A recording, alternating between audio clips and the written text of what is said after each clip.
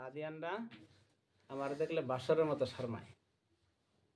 যেরকম এখনকার জামানায় কিছু কিছু বউ আছে যে বাসর দেখা শর্মায় কিন্তু দেওয়ার দেখা শর্মা না, অথচ হাদিসের মধ্যে বাসর এবং দেওয়ারের কোনো পার্থক্য নাই।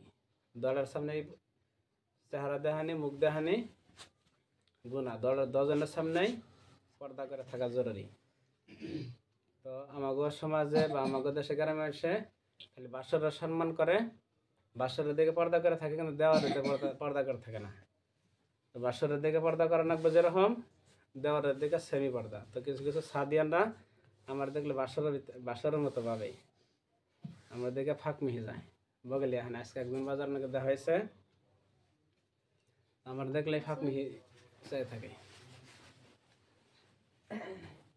তো ইস্তেমা সামনে আইতেছে, ইনশাআল্লাহ ইস্তেমার মধ্যে ছুরি দেওয়া বোঝাবেন নিগা ভাগ করো না, ওটা না, চাকলারটা বাগবারটা। তো সাদিয়ান বর্তমান সামনে জানুয়ারি মাসের কয় তারিখে জানি বাংলাদেশে ইস্তেমা আছে। সাদিয়ানরা বাংলাদেশে জেনে ইস্তেমা হইব, ওই জায়গায় আমাকে আলমেশ্বরার যেটা ইস্তেমা হইব।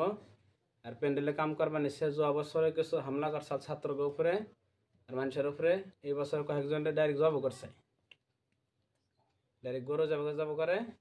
সাদিয়ানরা এই মাদ্রাসার ছাত্রকে কিছু আছে, কিছু আলিম উলামা আছে, ডাইরেক্ট জব করছে। এরা ব্যক্তি পূজায় এত মশগুল হয়েছে যে এরা কিচ্ছু বুঝতেছে না। এক সাদিয়ানে ফেসবুকে একটা পোস্টে লিখছে যে হযরত মাওলানা সাদ সাহেবের বিরুদ্ধে যদি কোরআন হাদিস আহে হাওড়া আমরা মানি না, নাউজুবিল্লাহ। তো হ্যার ইমানই নাই। যে সাদের বিষয় হ্যার বিরুদ্ধে যদি কোরআন হাদিস আহে যদি তাও না মানে, তাহলে হ্যার ইমানই নাই, হে কাফির হয়ে গেছে গা।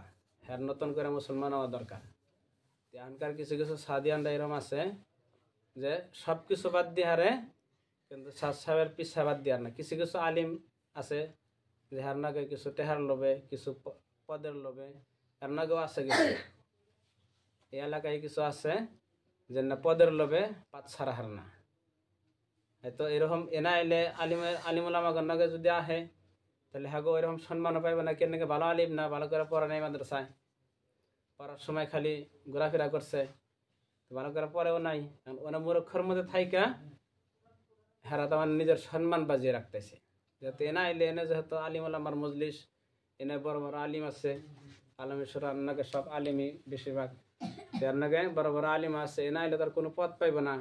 এই পদের লোভে বর্তমান হেরা মানে ই করতেছে। যেরকম আবু জেহেল জানা সত্ত্বেও যে মুহাম্মদ হকের উপরে আছে,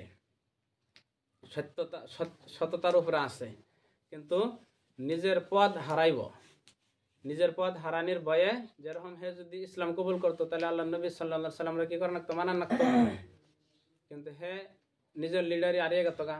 সেজন্য জানার পরেও কি করে নাই, সত্যটারে মাইনে না নাই।